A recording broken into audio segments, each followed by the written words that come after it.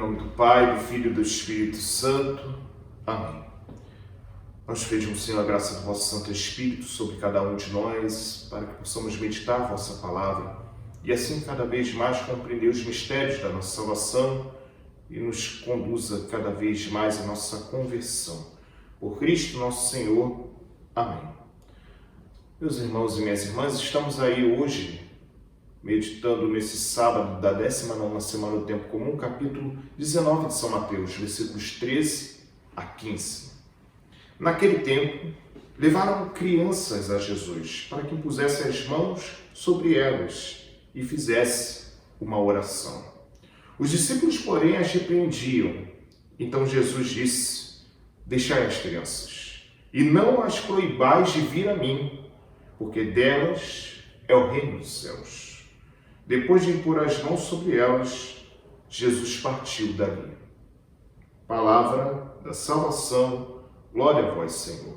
Meus irmãos e irmãs, após meditarmos aquela realidade ontem do capítulo 19 de São Mateus, versículos 3 a 12, sobre a realidade do matrimônio, hoje vemos o fruto do matrimônio, as crianças, filho, que é o dom de Deus.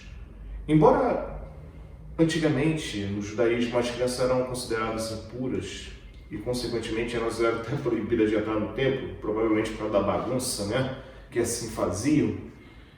Nós vimos que Jesus ele repreende os discípulos quando queriam, eles repreender as crianças. Ele diz que deixai vir a mim as crianças, porque delas é o reino dos céus. Só para fazer uma oração. E por que Jesus faz isso? Porque a criança é um dom. É um dom do amor de Deus concedido aos seus pais. E elas também são consideradas como portadoras para viver essa graça do reino em suas vidas.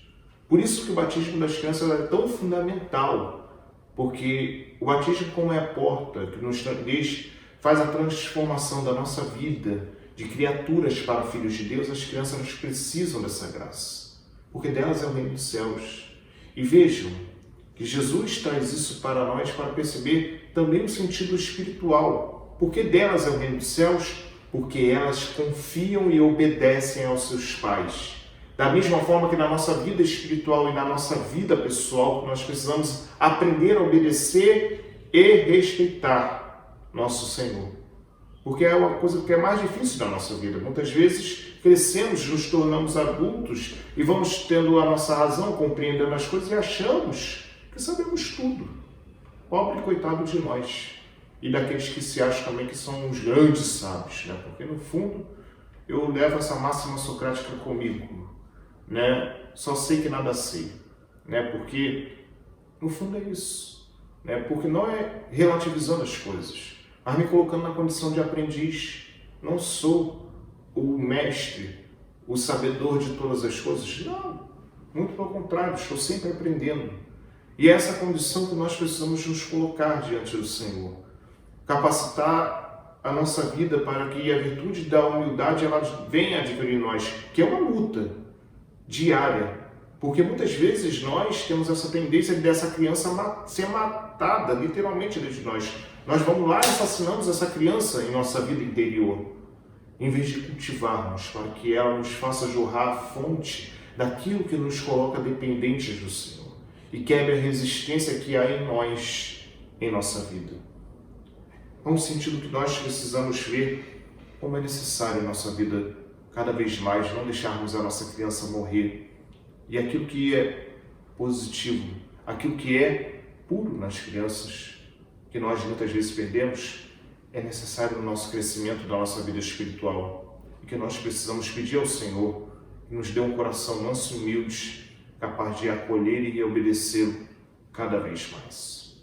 Por isso, peçamos ao Senhor que conceda a graça de cada vez mais restaurar em nós essa imagem perdida que muitas vezes nos coloca neste coração duro e resistente diante da palavra de Deus, para que nós possamos ser dóceis e obedientes para acolher a sua palavra e fazer com que ela cada vez mais jorre em nós a fonte da graça e assim perseveramos na nossa caminhada para que Ele nos sustente cada vez mais.